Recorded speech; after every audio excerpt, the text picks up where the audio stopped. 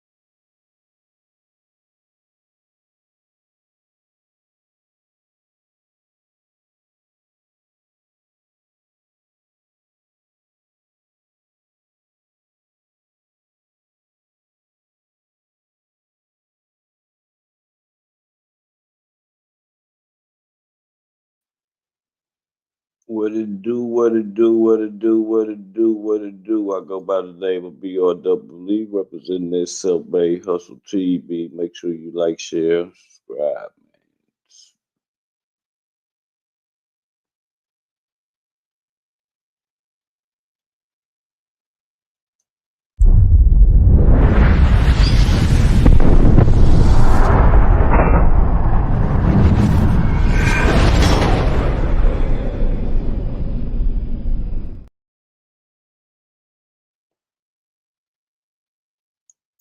Straight exclusive, straight exclusive.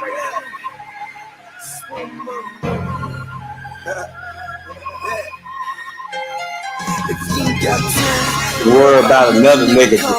Worry about another nigga. It's on mine, man. That's all I care about. Tell me to connect. Not another nigga. Worry about it. I just want my money.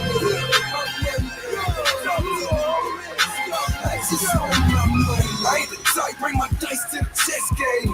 I'm tight to park my shit up in the blue flame. Up in the blue flame. Up in the blue flame. Every time I hit the clutch, I see blue flame. Like the bounces in the bouncing ball. Small nigga, big team.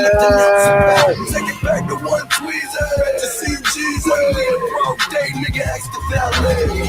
I'm on days in the gentleman's club. Red bone, thick waist, yeah, I think I'm in love. She fucking with some old nigga. I think he the blood. Next OG or sugar. Jazzo and Nando, X-rated, DC a phone. I've been doing this, I ain't got nothing on me. Yeah, these weak niggas with all this false promotion. It's not a fake shit, and I'm second them traffic out there.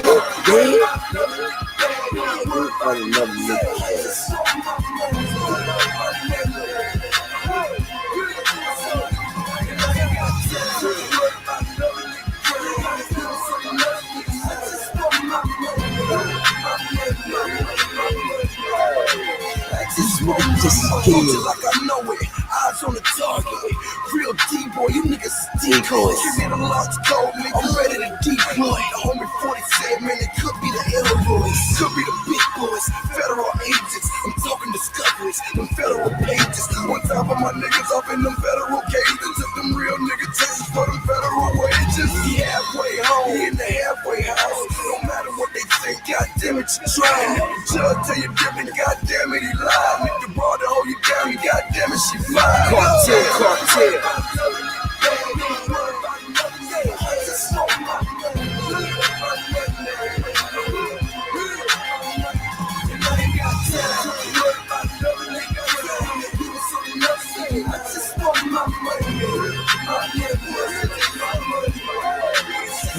next motherfucker. Impossible, cause nothing is impossible. Seeing is believing, nigga, anything's possible. Now let's be logical, I'm talking logistics. Say so what, where, goddamn, I miss it.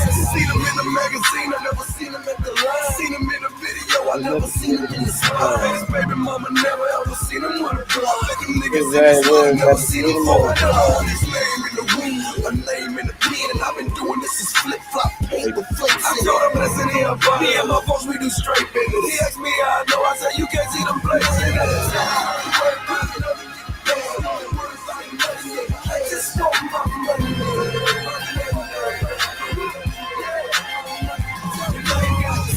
Man, one more, man.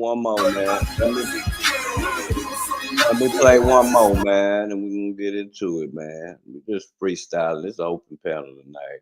I don't know if I might got something to show or something to talk about. Ain't no telling, man. Got next. I don't give a fuck who got next. Yeah.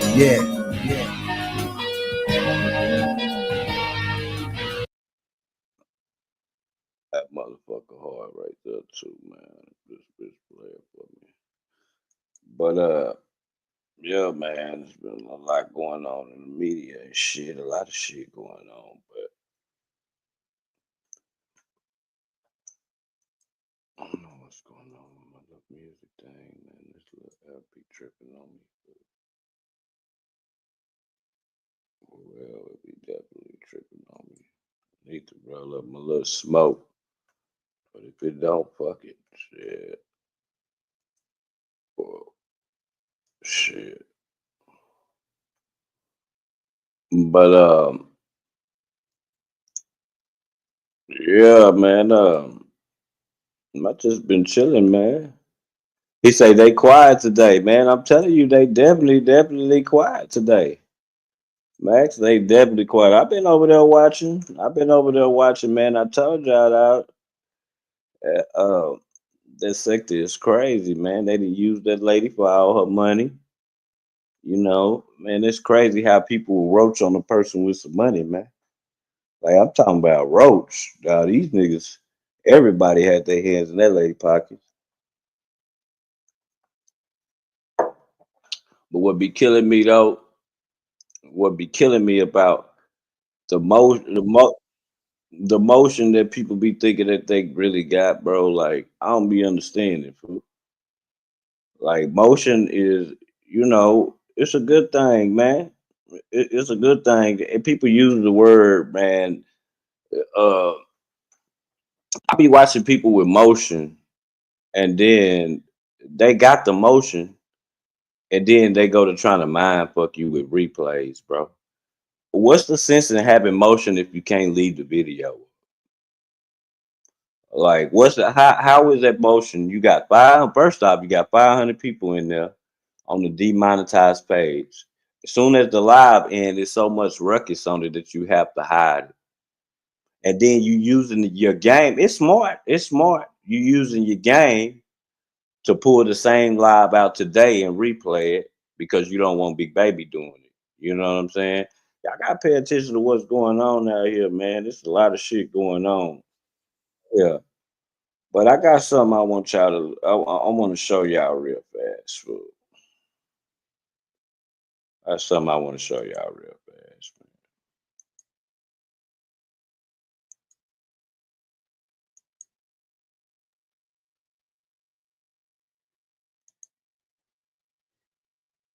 Experts say Massie could be in talks with authorities after his arrest. Experts say investigators are likely asking escapee Antoine Massie for his help in determining exactly how 10 men broke out of the Orleans Justice Center last month. Maybe they make a deal with him, saying if there was people on the inside that helped you with this, maybe we won't, hit you too hard with additional charges.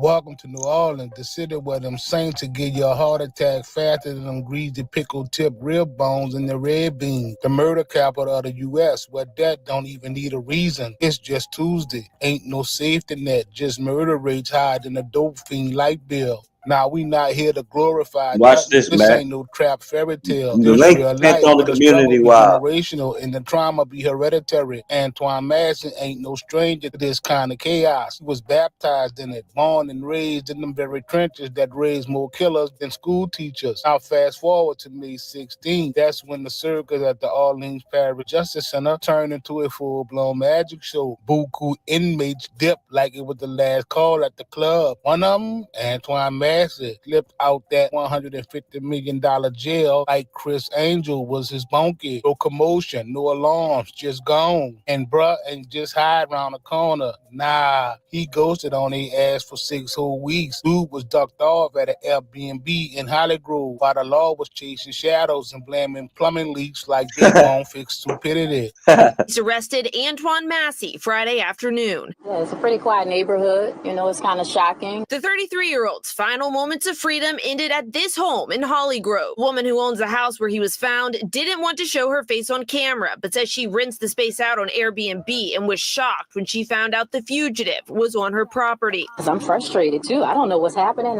They say this is going on, and I get here, and I don't even see a cop. 6 weeks later, Antoine Massie surrendered. Word is that boy walked out that Hollygrove spot real nonchalant, like he had just got his hair braided. But here go the wild part. They say they got a tip from a concerned citizen. Listen, y'all. Man, stop it. Ain't nobody buying that Dollar Tree mystery novel. They knew exactly where he was. He set the whole surrender up his damn self just to get them off his people and grab them 50 rats. So boom, after Antoine went with his move. So what they said is that the reason why he went for the move and he tapped out because they kept just terrorizing his people, raiding places that he hadn't been or nothing like that. So he decided to play them. You know what I'm saying? Play them. Looking like he was posing for the cover of the Source magazine, they shipped that boy straight to Angola. Yeah, that Angola. Place where times move slower than your grandma gumbo cooking on low heat. At Stop Zoom Court, Antoine popped up on screen looking unbothered, like he just logged in for a traffic ticket. And who we got trying to throw dirt on his name, making sure he don't get a bond? Assistant Attorney General Daniel Smart. This man straight up asked the judge to hold that boy Massie without bond. Said bruh was a walking definition of a flight risk. Hold up, you mean the same Antoine Massie that already escaped from y'all jail, outran every cop in the state, and made it 6 weeks without getting caught? Of course, that's the flight risk, dummy. You the one that ain't smart enough to stop it. That's like dropping your location to your ops on IG Live, then blaming the chat for you getting hit up. We've learned Antoine Massie is being held without bond after a ruling by an Orleans Parish criminal court judge today. That's according to our partners at NOLA.com. He's being held at Angola prison 6 weeks after his historic escape from the Orleans Justice Center. Massie joins 8 other inmates who have been captured so far, leaving just one still on the run. Before Massie, the last capture was more than a month ago. And surprisingly, he was found only about 2 miles from the jail. Antoine Massie lawyer Steve Smith laughed that bond request off like it was Mike Night. Said the whole thing was ridiculous and he wasn't wrong either. How you gonna act surprised that a man who already dipped might dip again? Daniel, I'm not so damn smart, pointed out that Antoine cost taxpayers millions and he deserved 10 more years minimum. The latest on the New Orleans jailbreak, a judge will seek to add another 10 years to the prison time Antoine Massie was facing. He's the most recent escapee to get recaptured, taken into custody Friday in Hollygrove. Here's a new mugshot after he was transferred to the state prison at Angola. He's being held there without bond after being deemed a flight risk. Man, if y'all was really worried about the taxpayers, you wouldn't be claiming that inmates vanished through the toilets and leaky ceilings like it's a Scooby-Doo mystery. Meanwhile, behind the scenes, the feds and local law enforcement officials land up there saying this man Massie about to start singing. Man, please, knock it off. Now they say he tried to be ain't no choir boy, and this damn show ain't Sunday service. Stop the cap. Here's where the whole thing goes from dumb to disrespectful. Law enforcement officials with a straight face, mind you, really started telling the press they expect Antoine Massie to roll over on Derrick Groves and spill on how they broke out. So if he was the one who instigated this or one of the ones, it depends on what they're going to want to give him something for. Most people get a chance to give information to the police at some time during their tenure in their custody. Whether or not it's worth anything or whether or not they're really giving up anything of value remains to be seen. First off, why in the hell would a man who risked everything, made it out, stayed ghost for 6 weeks, and turned himself in on his own terms, suddenly start writing a confession letter like he applying for a student loan? The hell kind of street logic is that? These clowns really think they can dangle 10 extra years in that man's face, and he gonna start telling. You must think this is rehearsal for a Tyler Perry screenplay, like Antoine Massie gonna do a monologue and tell him who helped him escape. Come on now, bruh. That man sitting in his cell, knowing damn well the streets watching, and so is every inmate already behind them walls. And let's not talk about Sheriff Susan, it ain't my fault Hudson. This had the audacity to blame the escape on busted plumbing. Plumbing? You trying to tell us grown-ass men escaped the $150 million jail because of a toilet issue? Susan out here talking about she might have to shut the whole jail down for pipes. Meanwhile, she got $5 million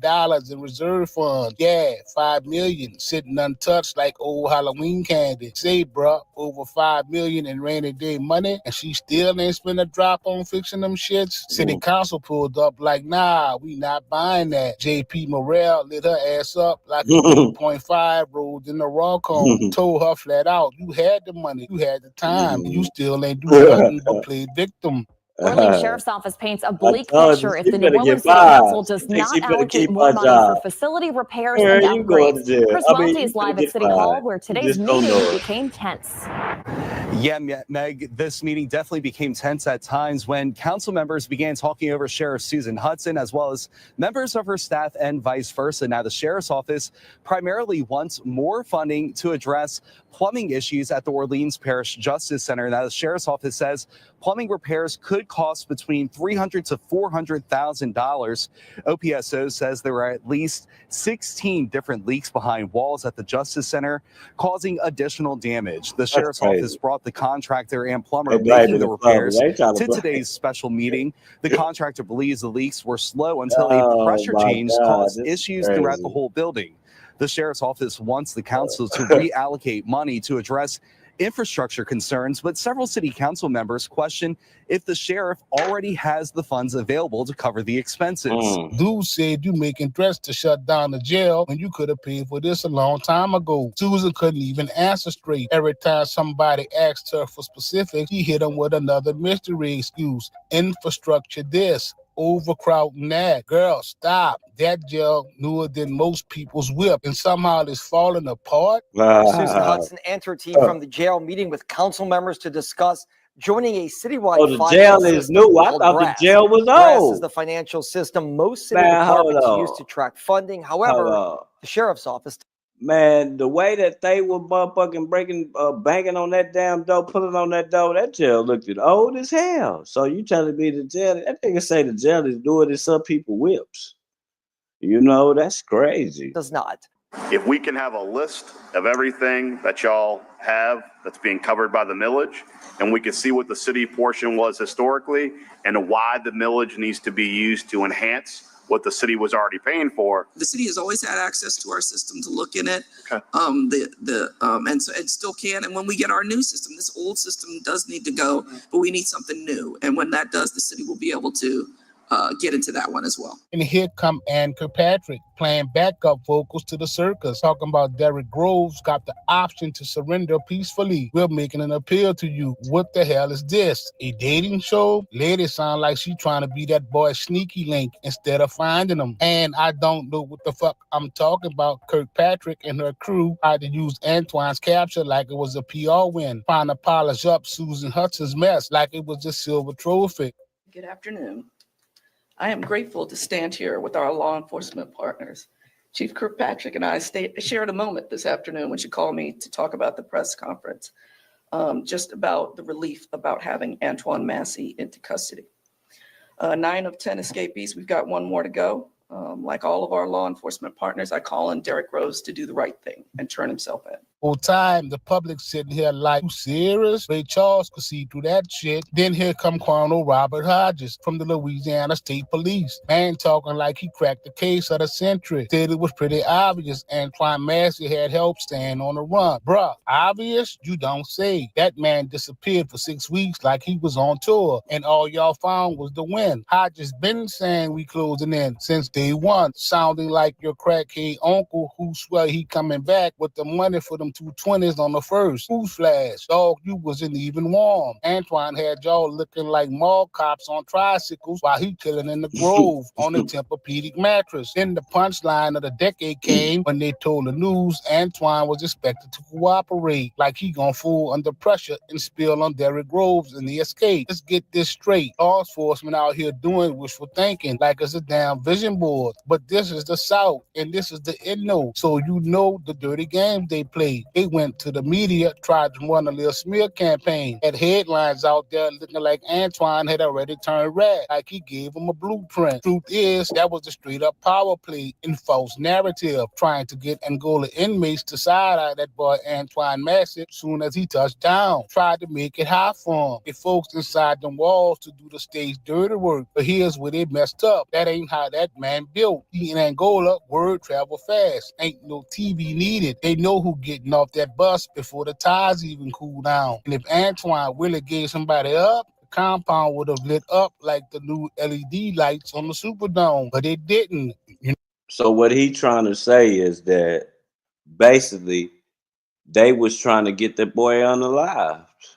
That's why they said Massey was gonna snitch. Now they got a dirty system, boo. A dirty system.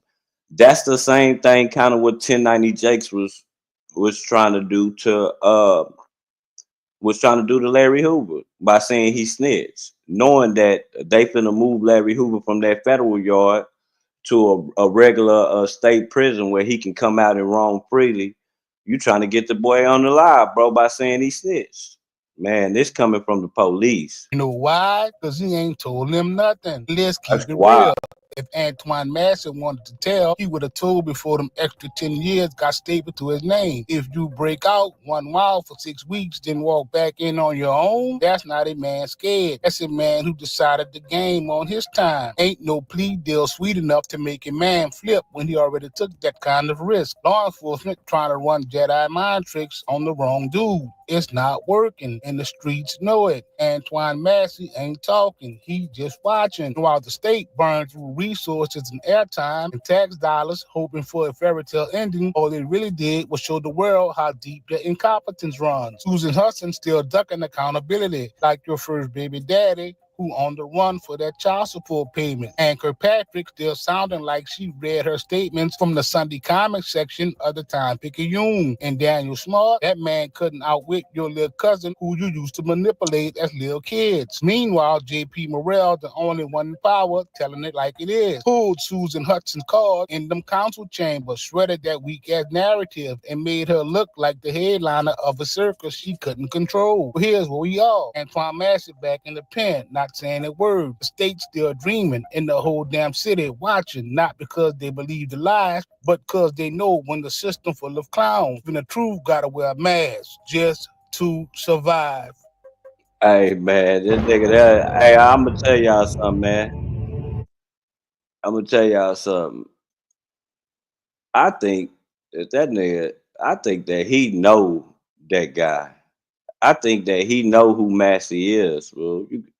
I'm telling you, bro, because New Orleans is dangerous, and for him to be just talking like this, he know this guy, man. Shout out to 504 Street Stories, man, because he been hitting them hard with that Massey.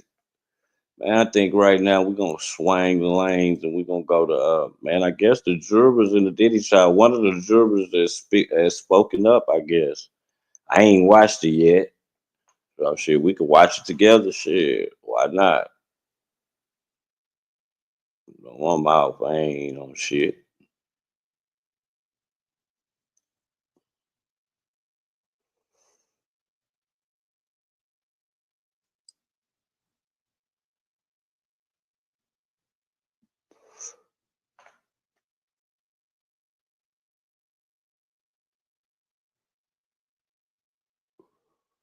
Now, this was 7 weeks of your life, hearing all of this testimony. You were an alternate. You did not deliberate, but did you agree with the final verdict? I understood the final verdict. And I think if I, because I took a copious amount of notes overall. I took 350 pages worth of notes. Because at the end, we weren't told who was an alternate, who was the main juror until literally the last second when they were reading when the judge was reading his entire statement at the end. It was like, the first 12 of you are the jurors, the last 5 are the alternates. So we didn't know, even in the jury room, no one treated everyone, we all were equal because we didn't know who was who. Would you have acquitted him on RICO? I think reading all my notes and looking back at the evidence, I probably would have reached the same conclusion as the other jurors. What was it about that charge? I don't, the thing with the yeah, it's round 2, definitely, Monkey Man. Because we were asked and the judge had instructed us that we have to find, we have to find him guilty beyond a reasonable doubt. Mm-hmm. And I think there was always a little bit of doubt in people's mind. And I think it was a tough case to prove, especially the first one. And there was always a little bit of doubt there, even from the beginning. Why did you doubt? I think some of the charges, some of the witnesses, if you look at it one way, but then when you were listening to the defense, you could see it's their way as well. Were there any witnesses that made you think, I don't believe this? There was one that I think unanimously we kind of all said like, wow, like it was almost like watching like TV.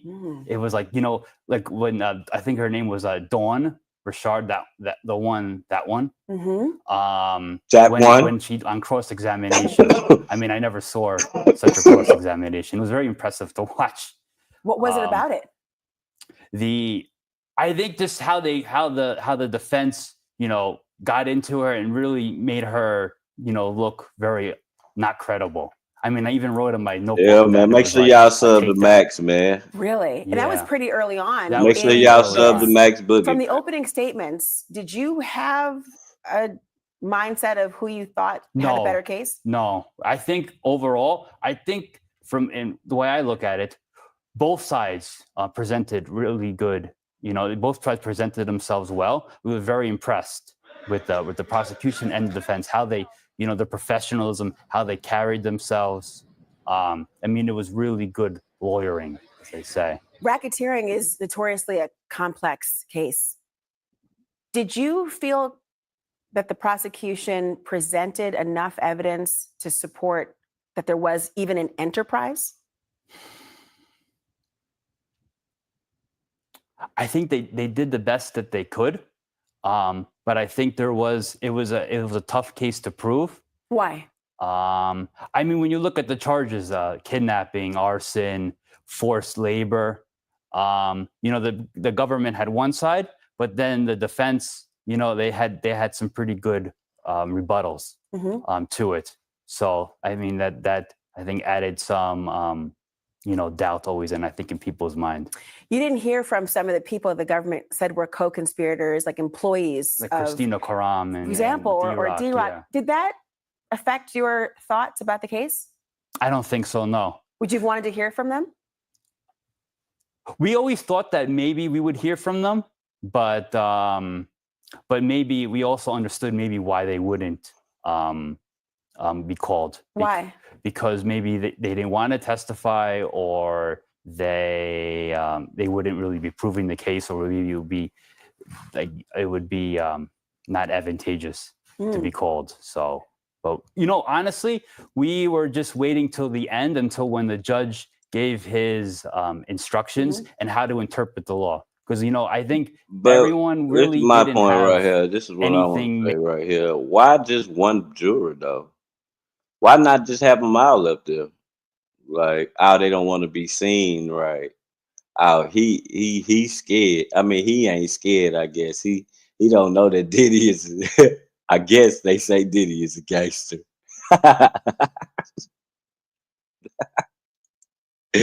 Made up. I guess. Their mind made up, or in any way. It was really, everyone was waiting to see how you know, He the said, keep definitions saying and how we. everything was going to be interpreted and what We were to be looked at.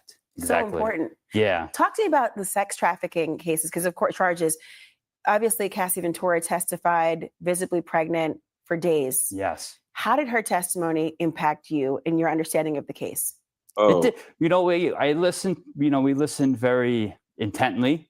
It was, I think, 5 days or forever of thing. And, you know, it was very riveting.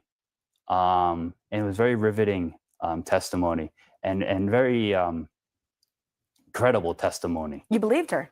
I mean, I think we did. I think we did. I mean, she wouldn't have done all this just to come up there and you know, lie about everything. So no, I don't think even the defense didn't come out and say or anything like that. Did the money that they talked about in terms of a civil settlement she received, did that color her testimony for you at all? I don't think so. No, I don't think so. No. Did you look at the defendant, Diddy Combs, differently after her testimony? No, I didn't really look at him too much. I mean, I always looked at him because my point of view was just literally at him, like some people he on the just side, got, but I was but more in the corner. we all know that. I was always like, we all know that, staring at him, but I don't think he was mostly just very composed and talking with his lawyers and very in control. It seemed like, you know, because I think I mean, I'm not really familiar too much with cases and I don't really follow, you know, cases in court, so I don't know how defendants usually act. But sometimes what I've heard in you know, from the news is that some defendants, you know, they just sit very stoically. They don't interact with their lawyers. They just let their lawyers talk and go. But he was very, you know, talking with them, writing notes, doing that. So you could tell that he was, you know, he was fighting for himself. You saw some very graphic images, videos. You heard very sexual and graphic details. What was that like, hearing that? And how did it impact how you viewed the case? No, they were very graphic, and but I think overall, you know, we were looking at it from like one side, and it was definitely riveting and eye opening. What did you see on the videos? You know, the press wasn't able to see it in real time. Yeah. No, I mean, they were showing some of the. Well, I mean, there was both the freak offs and hotel nights, as they were called, from both of them. But it was. What were they showing those videos? They showed, well, again, you know, the defense and the prosecution showed different clips, so they were very selective. Like the prosecution was showing more, you know, just Cassie just sitting around. The defense showed that. Defense showed that, yeah. Just her sitting around not engaging in sexual activity. Yes. The prosecution, when you had to have your headphones on, and otherwise, what were you seeing then? He did fight for there was sexual activity. But, I mean, it wasn't really. Was it force? No, it didn't seem forced. It was actually like pretty tame. Really? Yeah. It was just a lot of rubbing oil and stuff on there. It wasn't anything too you know, graphic. I would say. Let me ask you, this jury that deliberated did not find sex trafficking when it came to Cassie Ventura. They also didn't find it when it came to Jane. And I want to ask you about Jane in a moment. But did it surprise you when it came to Cassie Ventura that they did not convict on sex trafficking? No, I don't. I think it was a difficult thing to prove, and I think there was always some doubt, you know, whether, because, you know, I think what the judge says, it has to be forced. You know what it is, Mrs. And I think the defense did show some messages where it didn't seem that it was forced. Oh, her text messages. She talked about it. Yeah. That was really important to you to consider. I think that was one aspect. Yes. Did that make you feel that it was consensual? It did seem like it. Yeah. Talk to me about Jane. Even in the videos and everything seemed very consensual. Really? Yeah. How about with Jane? Obviously, she testified for several days, very emotional at times. It was. Yeah. What did you think of her credibility? Did you believe her?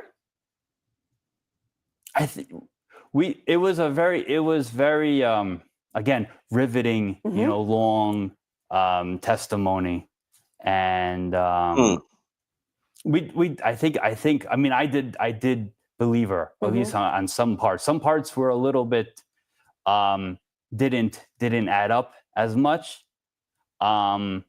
Seemed a little strange. What part seemed strange to you? One part for me that seemed a little strange was the night, I think, when Jane was in, when they had the fight. Yeah.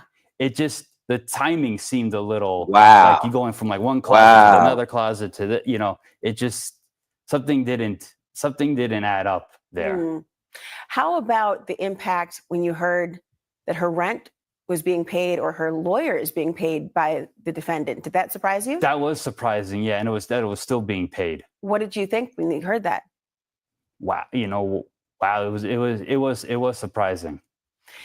I want to ask you as well about, I mean, obviously I'm talking about Diddy as if I know him. Like we know his name because he's, this very famous person. Did the fact that he was so famous, did that impact you in any way? Did you know him? No, I did not know him. Did you know his music at all? No, I didn't really listen to his music. So seeing him was just a stranger. Pretty much. I mean, I know of him, and I know, but I don't really follow his music or the rap industry in general. So that might have been why I think a lot of the jurors, I think if you look at their backgrounds, I don't think they were, they didn't follow this or that. I mean, that's probably why they were chosen. I was never expected to be chosen, to be honest. Yeah, well, I wasn't even looking for this at all. Who would be, right? Exactly. But let me ask you, the other jurors, when you would talk to them, I know you weren't allowed to deliberate at all in this, but when you talked to them, were they familiar with who he was? Did his celebrity status seem to impact them at all? No, I don't think so. No, I think everyone was really waiting for the interpretation of the law. And is that because you were confused about the case or because you just wanted to know your marching orders? I think we wanted to know our marching orders and how we need to look at everything. I think we were really, I think, at least for me, we want to be, and we are asked to be as impartial as possible. So we needed to know, you hear both sides of, one side, the other side. And it's very important to know what we're actually supposed to be, ruling at and how we're supposed to be looking at it from the judge. We definitely knew there was a juror who was excused close to the end of the trial. What did you know about that and why? We weren't told, what happened. I mean, I think someone had mentioned that it was, I think he lied about where he was from or something like that. But really, we were kind of kept in like isolation from like the whole day. Not really told much. Told to not too much of that. Follow any news or turn off everything. Don't talk to anyone. Don't talk among yourselves about the case, which we followed. We really followed the judge's instructions. At least I did too. So when that person, myself, when that person was no longer in the chair after seeing them there for 7 weeks on end, or however many weeks it was in at that point, did you think it was odd? Did you have concerns? No. I mean, that's why they have they call 18 people, because then they knew it was a long case, and there's probably going to be someone's going to get sick or someone's going to drop out. So that's why. So, would you have wanted to hear Diddy testify? Would it have made a difference to you? I don't think so. No, I don't think so. It wouldn't have made a difference because it wouldn't have added to your understanding, or because you'd heard enough? I think we heard enough. I don't know if it would have helped or hindered. I haven't really thought about that as much. Yeah. But I think it was really helpful, again, in the end, at least for what we were looking forward to. What I was looking forward to the most was just the 61-page judge instructions of how we're supposed to be charged the law. They did find him guilty of those transportation to engage in prostitution charges. The prosecution was being very sarcastic and laughing at the idea that these men were just being paid for their time. How did you see that statement? You mean the defense? Well, the prosecution said that, well, yes, you're right. The defense said that they were being paid for the time. The prosecution was mocking that. Who did you believe? No, I think the evidence to show that there was the transportation of prostitution, I think was overwhelming, and that's why the jury found him guilty on those two counts. If you had been, Because the prosecution not only they showed the hotel records, the bank records, the flight information. For that, I think that they proved their case beyond a reasonable doubt. If for some reason you were to ever talk to Diddy, what would you tell him about how you saw this trial? To be honest, I really wouldn't want to talk to him or anyone associated with that. I just wanted to kind of tell my side of the story, but I really wouldn't want to, associate with him or any of the people that are with him. Can I ask you one more question? Sure. And it's about the video from the Intercontinental Hotel that you saw a lot. Yeah, it was. Was it did you see it? Sometimes they did it like frame by frame by frame. What did you think of that? Did you see it enough, too much, too little? What? I mean, it was a very bad video. I think they showed it enough. I mean, they tried to show it both sides and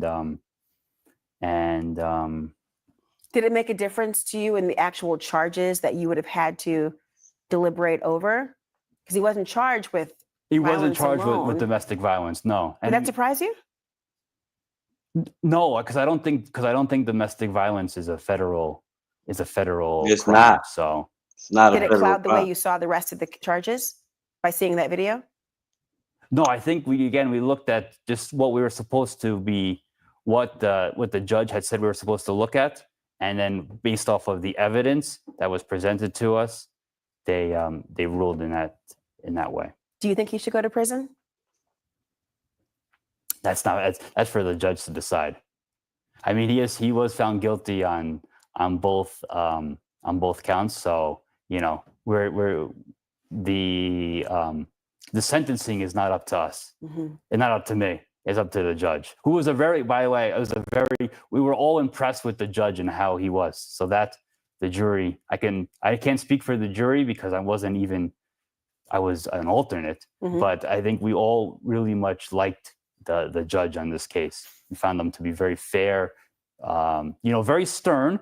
He was no nonsense, but the way he conducted himself, at least from what we saw, because again, we only saw the beginning, and they always had, when they had sidebars, they would have the white noise, so couldn't actually hear what's being discussed. But we were always impressed with the judge. Hundreds of pages of notes, weeks of trial. Thank you for telling us what you were thinking. No problem. Thank you.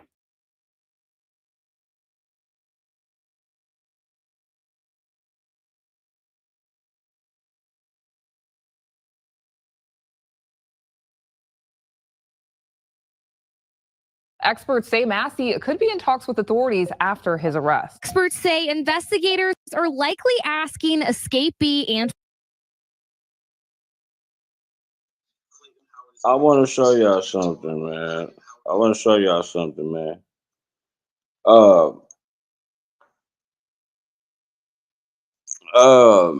Man, shit just coming right now. I know I should have had all this together, but I ain't planning on doing no content today. I'm gonna show y'all something real fast. Yeah.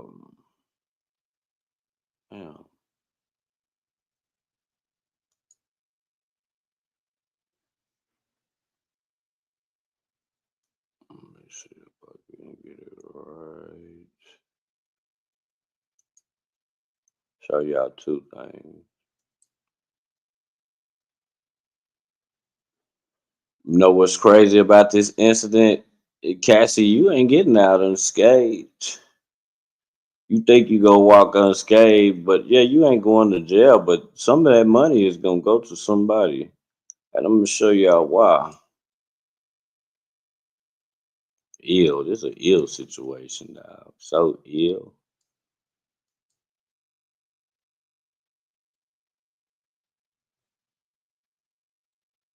I'm gonna show y'all why real fast.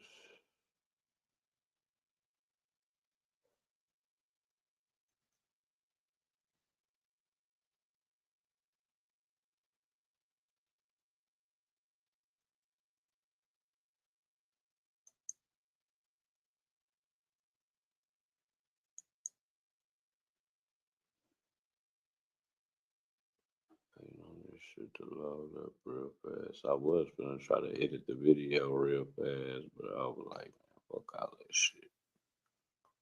I'm trying to see this right here. Keep it a show.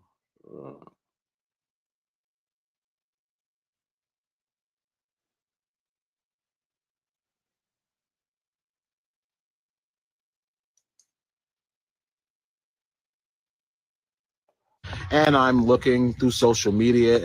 Watch this right here. So good morning. I am Dave. Yeah, I go trip out this shit right here.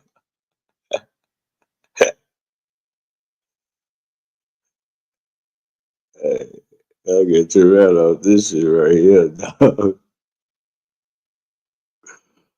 Hey. Damn.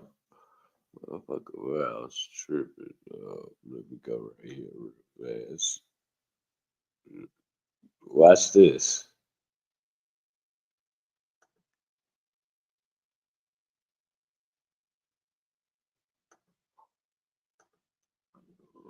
The man who has just sued Cassandra Ventura for damages involved in the Sean Combs sex trafficking trial.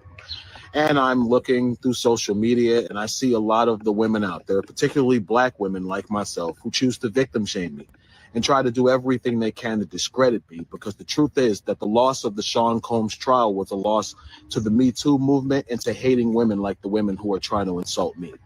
So let me tell you something, you women out there who would like to insult me. This is my story. I was paid by Cassie, Cassandra Ventura, for 8 years to be her male provider. I didn't have to be the best looking guy. I was the best in bed. And because I was the best in bed, guess what? I was given this arrangement. I was coerced. I was drugged. I was manipulated with promises of money and gifts for over a period of 8 years to continue to be this woman's provider at her expense and at the expense of Diddy. Now, at the time, legally, I didn't know my rights as well as I do now. I didn't create this conflict with Cassandra Ventura. She created it with me. She's the one who decided to bring up things that happened over 10 to 15 years ago to hold Sean Combs accountable for what was a partial truth. She's the person who introduced me to the U.S. Attorney's Office. She's the person who told the U.S. Attorney's Office about our relationship.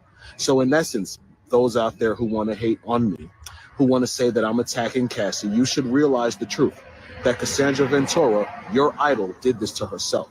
She exposed herself to liability when she got on the stand and decided to mention me as the male escort who was with her when she overdosed and Diddy made her have sex with him.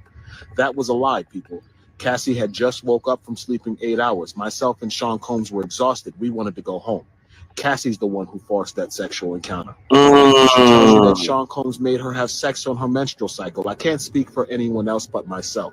But I know the one time that did happen, that Sean Combs was not responsible for that Cassie, in a drunken, intoxicated, hormonally imbalanced state due to her period, manipulated and forced herself on me during her menstrual cycle. Listen, y'all. And what I mean by that is I had no knowledge she was on her menstrual cycle because the room was completely dark. She manipulated the room. She manipulated the environment to get what she wanted, and then she totally got up like I was the one who should have been grateful. You're on your period. That's disgusting, and I deserved more respect than that. As a man, if I had laid down with a woman and forced myself on her and orgasmed in her and she got up and it was leaking out of her, guess what? I would have raped her. So by statute, by case law definition, Cassandra Ventura sexually assaulted me. I'm not looking to destroy Cassie. I've given Cassie more than... Listen, she burnt him, bro. She burnt him. He not just... She burnt him. She burnt... I didn't even know you could sue people for burning. She burnt him, bro. She gave him a sexually transmitted disease. She sat right on the stand and said that she had got caught sexually transmitted diseases, bro.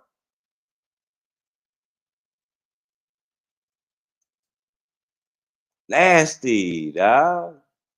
In a year to settle this before things got out of control.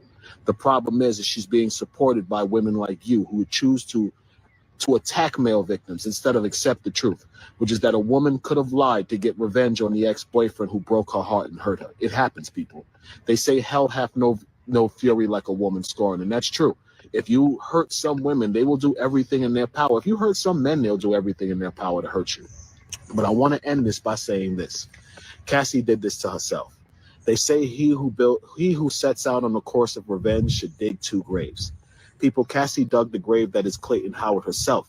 Cassie got on the stand trying to destroy Diddy. She should have took her $20-30 million and walked into the sunset, people. She should have never gotten on the stand and created further liability for herself by telling more of the lie that she created to get this man sent to prison for his life. She made a mistake when she got on the stand, people. She made a mistake when she got on the stand and lied about the events with Clayton Howard. Clayton Howard is a victim of Cassandra Ventura. Clayton Howard didn't ask to be in a relationship with Cassandra Ventura while she was sleeping with numerous men per week. I get it. You all think I was a nasty male prostitute sleeping with women, all different women all the time. It actually didn't work like that. To have certain types of people that can pay you that well, what you really have to do is you have to focus on people who are affluent. And affluent people don't engage in activities like that. So I might have had a client once a month. The truth is I was only a male escort for 2 years. I continued in the profession because Cassie and Diddy continued to pay me very well. And I was an ex-con. I needed money. I was trapped in the situation. I'll admit that. I didn't know what to do.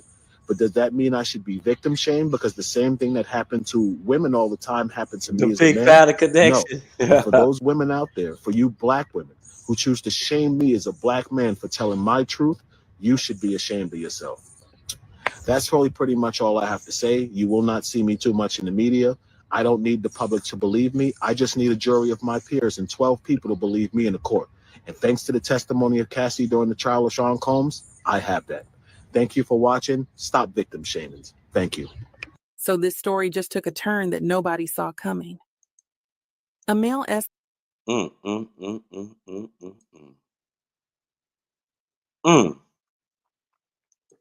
What y'all think about that?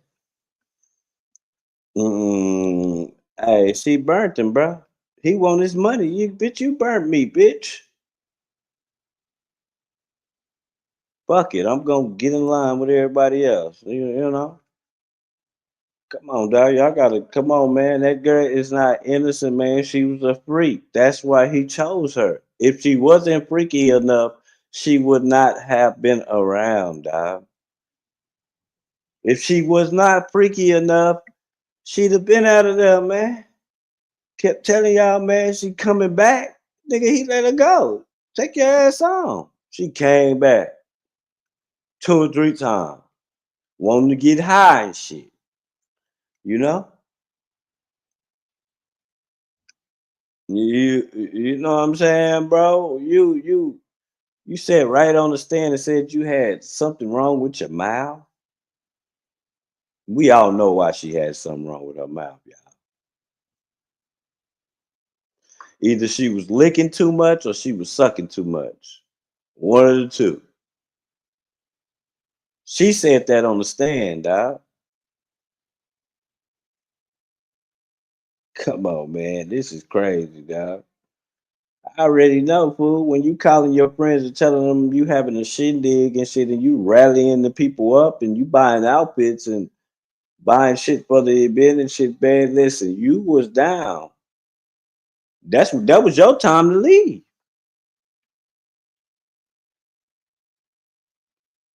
That was your time to leave, man.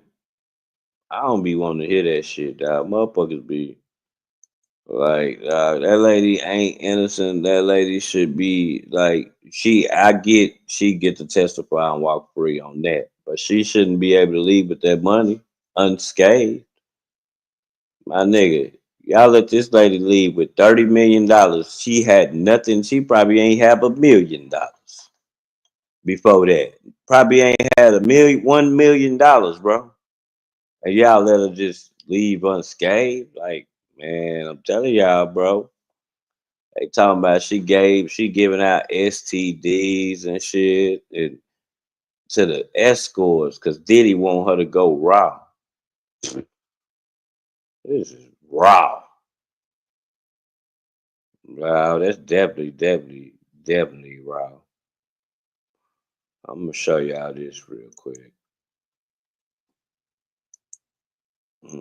That's crazy, y'all. Y'all don't realize how crazy that is.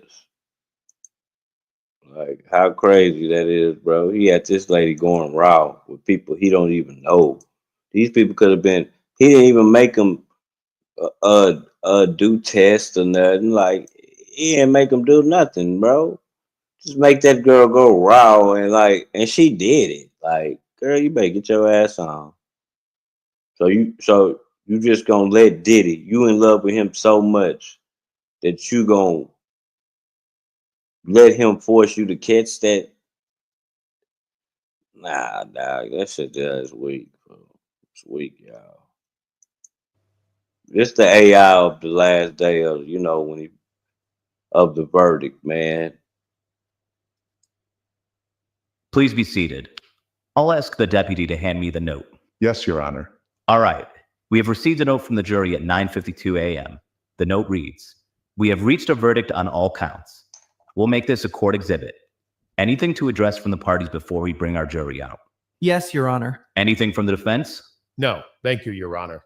All right. The only thing that I'll say to you, to those of you who are in the courtroom and in the overflow rooms, is to maintain order while the verdict is being read and until we have the jury out of the courtroom for the sanctity of the process. And there are a few things that we need to do to deal with before we adjourn. And so I just ask everyone's cooperation in maintaining order as that is done. With that, I'll ask the deputy to bring back our jury. Yes, Your Honor. Definitely. Please be seated. Members of the jury, we have received your most recent note stating that you have reached a verdict. I will ask the deputy to provide the foreperson with a microphone and I'll inquire as to the verdict. Yes, Your Honor. Our foreperson, have you reached a verdict? We have. Is the verdict unanimous? It is. Can you please provide the verdict form to the court deputy? All right, Mr. Deputy, can you please provide the verdict form back to the foreperson? Yes, Your Honor. To the foreperson, the deputy will inquire as to the verdict, and then we'll go through each of the jurors to ensure that the verdict is each one of your verdicts. Liking Mr. drugs Deputy, and sex. you may She's proceed. a fun girl. Yes, Your Honor. She In was the matter a of the fun United girl. States v. Sean Combs, 24 CR 542, the verdict sheet. Count 1, racketeering conspiracy. Juror number 2, how do you find the defendant? Not guilty or guilty? Not guilty. Proceeding to the next count. Count 2, sex trafficking of Cassandra Ventura. How do you find the defendant? Not guilty or guilty? Not guilty. Count 3, Mann Act transportation, Cassandra Ventura. How do you find the defendant? Not guilty or guilty? Guilty. Count 4, sex trafficking of Jane. How do you find the defendant? Not guilty or guilty? Not guilty. Count 5, Mann Act transportation, Jane. How do you find the defendant? Not guilty or guilty? Guilty. Your Honor, I will now poll the juries individually. If you could pass the microphone. Juror number 1, is this your true and correct verdict? Yes. Thank you. You may pass the microphone over. I will ask you as well. Thank you. Juror number 2, is this your true and correct verdict? Yes. Thank you. Juror number 3, is this your true and correct verdict? Yes. Thank you. Juror number 4, is this your true and correct verdict? Yes. Thank you. Juror number 5, is this your true and correct verdict? Yes. Thank you. Juror number 6, is this your true and correct verdict? Yes. Thank you. You could pass the mic all the way down. Juror number 7, is this your true and correct verdict? Yes. Thank you. Juror number 8, is this your true and correct verdict? Yes. Thank you. Juror number 9, is this your true and correct verdict? Yes. Thank you. Juror number 10, is this your true and correct verdict? That is correct. Thank you. Juror number 11, is this your true and correct verdict? Yes. Thank you. Juror number 12, is this your true and correct verdict? Yes. Thank you. The verdict is unanimous, Your Honor. Very good. Counsel, is there any reason that I cannot now dismiss the jury? No, Your Honor. Mr. Agnifilo? With our thanks. Meaning I may dismiss the jury. Yes. Easy. All right. Ladies and gentlemen, in a moment, I'm going to excuse you. Before I do, I want to say a few words about the trial. This is a case that has received considerable press. I can already tell you that members of the press will ask to speak with you. Not only are you free to refuse to speak with anyone or disclose what went on in the jury room, but there is good reason to decline to discuss anything with the press. Our jury system has long been based on the notion that what happens in the jury room stays in the jury room. As the Supreme Court has explained, Freedom of debate might be stifled and independence of thought checked if jurors were made to feel that their arguments and ballots were to be freely published to the world.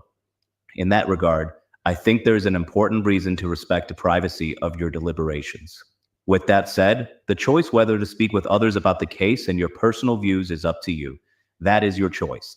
All of the instructions that I gave you previously about not talking to each other about the case, not talking to anyone else about the case, not looking up anything about the case, reading anything about the case, I probably gave you that instruction about 50 to 100 times. All of that is gone. Poof. You are not subject to those instructions any further. What I will ask is that if you do speak to the press or anyone about the case and your involvement in it, that you respect the privacy of your fellow jurors, deliberations, and views. You can speak about your own views about the case, but do not speak about what your colleagues' views were or how the deliberations played out. I will also ask that members of the media respect this principle by refraining to question jurors about the deliberations. Jurors, if you have any question or feel uncomfortable based on any outreach that you receive from anyone, please feel free to bring that to my attention. And in a moment, after we adjourn here, I'll provide you with the court's contact information so that all of you can contact the court and you have an open channel here. I really want to thank all of you for your hard work, your patience, and your dedication.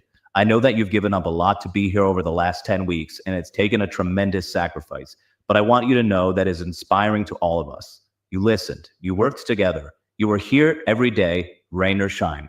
You did so with no reward other than the reward that comes with answering the call of public service. And that should give us all hope. So on behalf of the parties, the court staff, and most of all myself, I want to really thank you for your service here over the past 10 or more weeks. Now, if you're willing to wait, I know that you've been deliberating for a while and you've been here for a very long time. But if you need to leave, then I would totally respect that. But I have a few important matters to address with the parties. After that, I'd love to come back to the jury room and meet you personally and thank you personally for all the hard work that you've put into this case. With that, I will excuse you for a second to the jury room. It may be more than a second. It may be a few minutes, and then I'll come back there. Just give me a few minutes, and I will be back there to meet you personally. With that, all rise for the jury. Look, that nigga Diddy bow down. Look at him. This AI shit is crazy, dog. Whoever idea this was a dope, smart ass idea, like for real. Hey, oh man, we gonna go to some other crime type shit, man. You know what I'm saying? This crazy, dog. I'ma do one day where I'ma just show all of them back to back. It's like 3 of them. I mean 12. I said 3 of them. I want to say 12 or 13 of them. Back to back, nigga. This shit crazy. For watching that shit, it's just a dope ass idea. They wouldn't let no cameras be in the courtroom, y'all. So, but you can read the transcript. So all you gotta do is put that transcript into the AI. And that's all you gotta do is put the transcript into the AI and then tell them what settings you're trying to put it in, like please be courtroom seated. and shit. Hold on. I'll ask the deputy to hand me the note. Yes, Your Honor. Hold on real fast. That's not it. Chicago back to clowning, and Chicago back to clowning. It's summer. They back to clowning. Back to it never stopped down there. But we gonna go into this one story about the Chicago rapper and her album debut. Then we're going to go into another story in Memphis. Shit be crazy in Chicago, but they be just doing shit just. I really do. That's like my big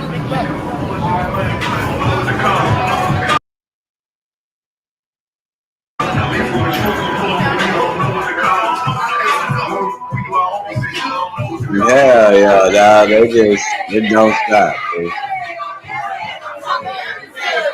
And this is a girls' album release party. Sorry, you come here. 1813. 1813.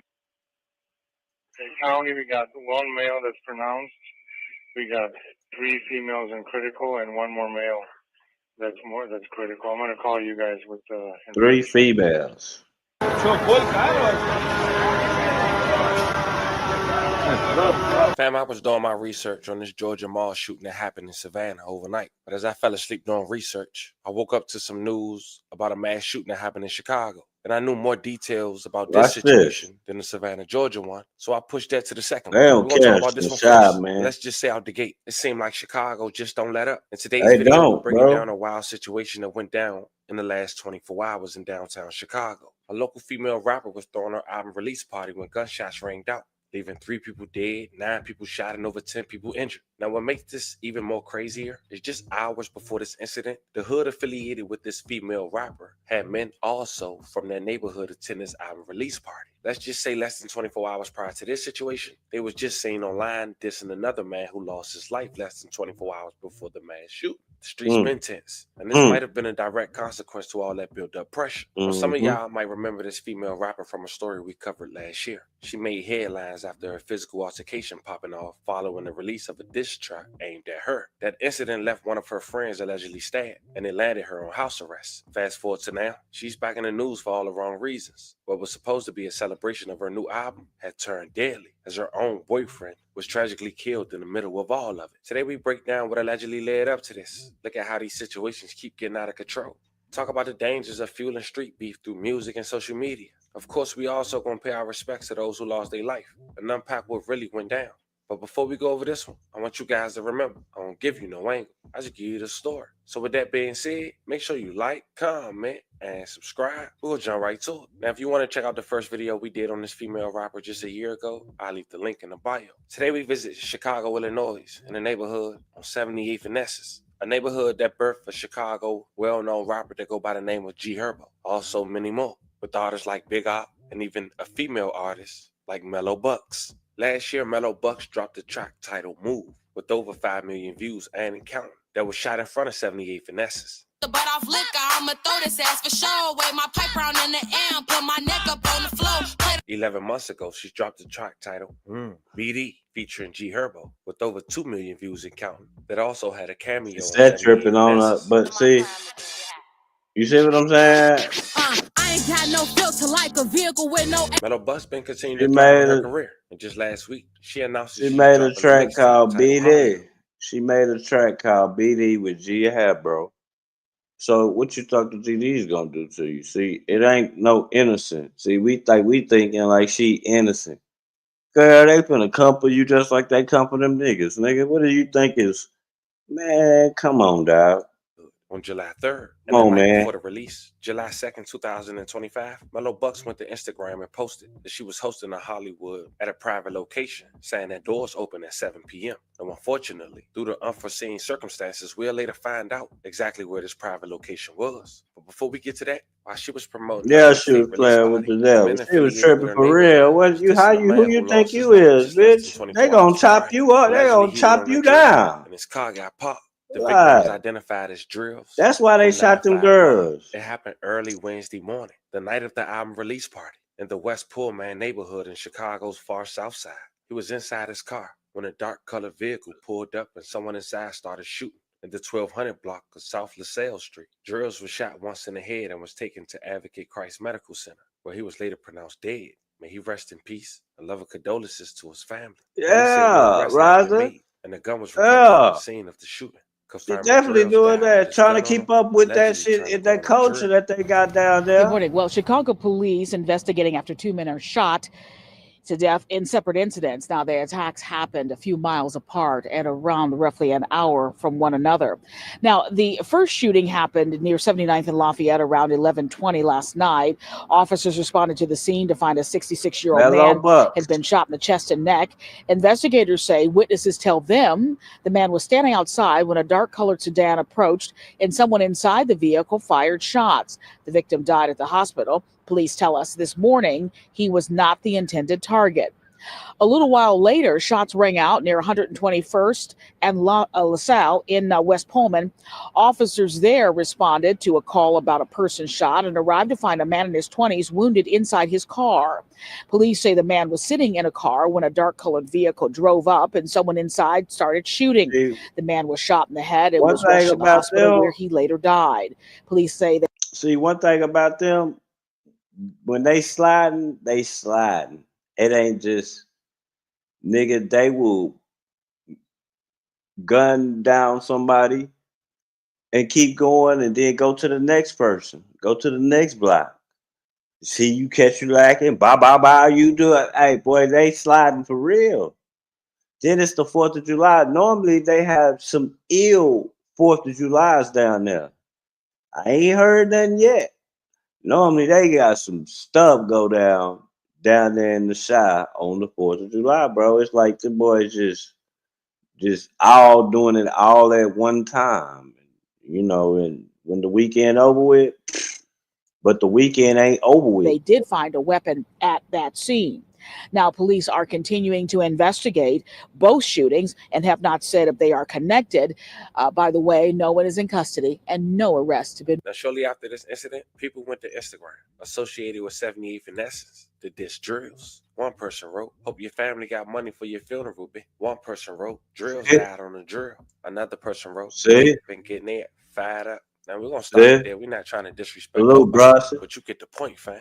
But the same day, even though Mellow Bucks had posted the private location on her Instagram, the word got out to the wrong person because somebody enemies who went to that party had got the location, which we do. The venue was named Art Is Restaurant and Lounge, located on 311 West Chicago Avenue, Chicago, Illinois. One woman decided to post the location while Mellow Bucks was performing. Not saying that's how the alleged enemies got the location, but check it out. I'm trying to talk to him.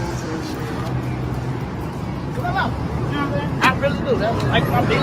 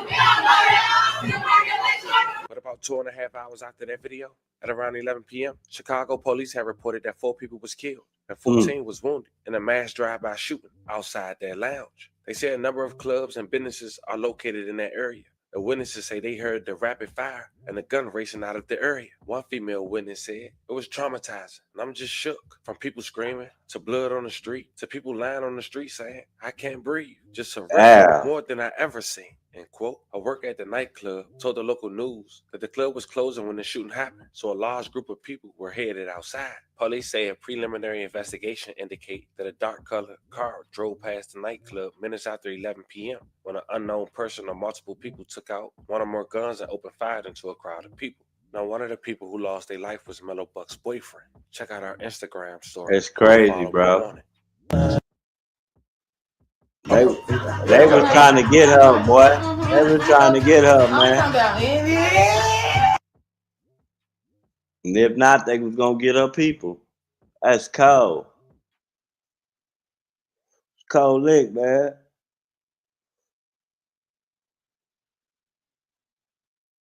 This is all new. On that overnight mass shooting. Again, at least 4 people are dead, 14 others are hurt. Let's go straight out to Nate Rogers, who joins us live right outside the club where this happened in River North. Nate? Anthony, good morning to you and Natalie. I tell you, this was a god-awful tragedy here in River North, a very chaotic scene from what we're hearing from witnesses here at the venue, but also at the hospital. We do know, confirmed by Chicago police, that 18 people were shot, 4 people killed. The victims' ages range from 21 to 31 years old. Take a look at this video, guys, from overnight. Here's what we know. Police tell us a dark-colored vehicle drove past the location. Someone pulled out a gun and started shooting at a large crowd that was standing outside. Many people seen running for cover. Now, at this hour, it is unknown if there were multiple shooters. We do know the sidewalk remains littered with blood, shoes, and clothing. The shooting happened outside Artist Restaurant and Lounge, which recently opened here at 311 West Chicago Avenue just after 11 o'clock last night. We've learned that local artist Mellow Bucks had a listening party at this location prior to this incident. We spoke to street pastor Donovan Price, who was at the scene moments after those gunshots rang out. He also visited multiple hospitals where victims were taken. Here's more from witnesses. First I've seen just, people wanting to find their other people, find who was alive, finding who was, where their phones were, because they dropped them in the chaos, so they couldn't even couldn't even find their car keys. It's something that you wouldn't expect to find in the city. We have a lot of shootings, but nothing like this. It's really sad what's going on out here. The community needs to step up. Obviously, this is not just taking place on the south and west side of the black and brown communities. This is happening all over, including downtown on the north side. It's going to take all of us to save us. Now, a little bit more about those victims who lost their lives. We know that they are a woman who was shot in the chest, another woman who was shot in the chest as well. We also received word that there were 2 men, ages 24 and 25 years old, who were shot in the chest and had lost their lives. The Dunkin' Donuts, guys, actually, that you see behind me, it remains closed right now as crews are trying to repair glass that was shattered as a result of the shooting. You can actually see some of the shattered glass on the ground right now. We do know detectives were out here, and they will be back out here canvassing the neighborhood looking for surveillance video, as apparently there are multiple surveillance cameras in this area. The latest from Chicago police is that there are no suspects in custody, but again, 18 people shot overnight, 4 people killed following a listening party here in River North. We do know that their victims remain hospitalized, some in good condition, others in critical condition. Of course, we'll continue to follow this story and keep you updated on air and online in River North. Nate Rogers, Fox 32 Chicago. Nate, thank you. And Gabriela Primus is live at Northwestern Hospital, where several of the victims were taken after the shooting. What is the latest there, Gabby? Natalie, we're just arriving within the last 10 minutes, but we were able to gather a lot of information. We're outside of Northwestern Hospital here, and as Nate most likely mentioned, 2 males and 2 females lost their lives as a result of this mass shooting. And according to family members here at Northwestern Hospital, it was a daughter and a niece that was very loved, 26-year-old Taylor Walker. I believe we have a picture that we can bring up of her that her aunt was able to share with us that lost her life. She went to Mellow Buck's release party, a fan group that her family told us is really like a family, that fan group. Taylor was one of the women who lost her life after this release party. Her family, they got the call around 11:30, and they haven't left Northwestern yet. They chose not to talk on camera. The other 3 victims has not been identified, but may all 4 rest in peace and love and condolences to their families. Now, out of the 19 people shot, one of them is a well-known rapper and affiliate to Chief Keef and G Herbo Doo-Wop. He was seen being carried to try to get help as he was shot in the leg, and as of now, he survived. Thank God.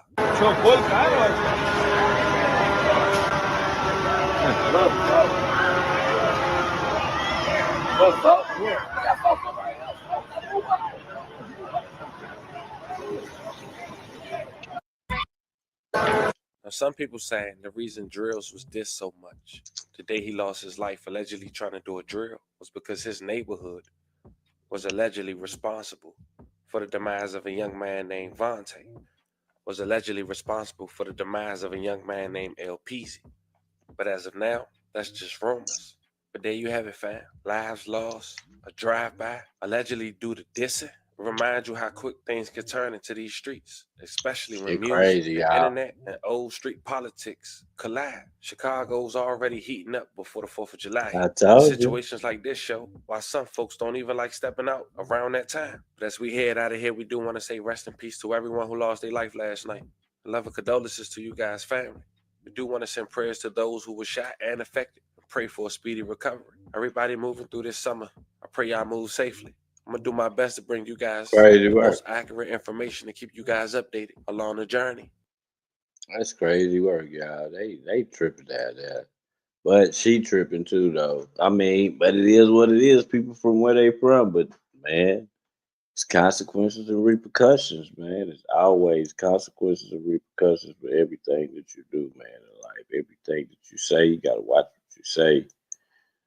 Man, listen, them homeboys, they unalived their girl boyfriend. I didn't even know that. Like, you know? It's tough, man. That's tough. Boo. Well, I'm finna get up out of here, man. I'm finna go hit the street. Shit, it ain't raining. I'm finna go do something. Probably go give me a haircut or some shit, man. You know what I'm saying? Make sure y'all double tap the screen for me, man. I'm out of here, dog.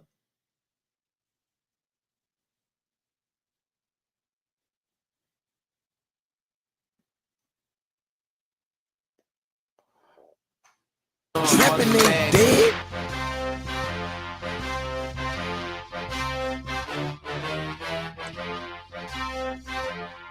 Once upon a time, my hood niggas. These niggas just scared. I was chillin' in the hood. Shit, I say the trap niggas looking for the work and know exactly where I'm at. Posted up chillin', stacking to the ceiling, trying to figure out the fastest way to grind up on a million. The cartel. She know that I'm the man. Got an income tax check and she spent $3 grand. Keep a straight shooters. The girl got it bad. Caught her in the backyard, breaking down bullet pads. Don't be cussing at my gram. Watch your motherfucking mouth. See me in the street, don't be coming to a house. They go robbing ass Carlos. I pay him no mind. Last nigga tried to get shot his ass 4 times. Keep my ears to the street, heard through the grapevine. And them niggas that he running with, plotting on mine.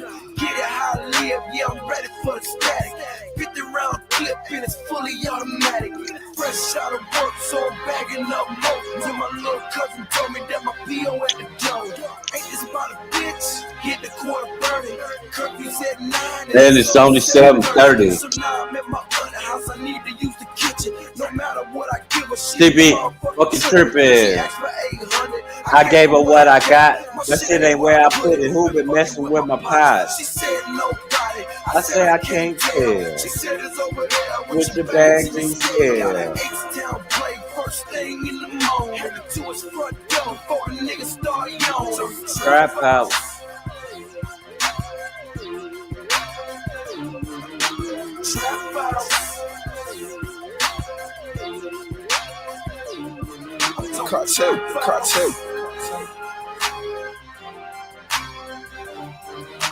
Trap house. Meet you connect. I'm chillin' in the hood. Instead of say the trap, niggas looking for the work, they know exactly where I'm at. Posted up chillin', Second to the ceiling, trying to figure out the best way to grind up on a million. This nigga buying cars, man, this motherfucker crazy. Playing phone tag, nigga, fuck you, pay me. Smashed like potatoes, but thinking shit gravy. One phone call, I had this whole body laid. Politicking with the homies, all convicted felons. Been to prison 6 times, ain't shit that you can tell him. And he right back at it, touchdown in December. Nigga damn near fall, still a active gang member. First I speak the cooler, then I roll the dice. Shit in the phone, shit I need in my life. Now I'm picking up my money, tuck my pistol in my pants. 20 more, so I level like a grand. Dope game, bitch. You can play if you wanna. Heard the fed snatch, Lil Tony, them from round the corner. Heard the nigga got power, 2 bricks and a llama. Even picked up his girl, and then they came and got his mama. Got him on the wide tap, should've heard it in his tone. Crash dummy ass nigga talking reckless on the phone. Talking trap files.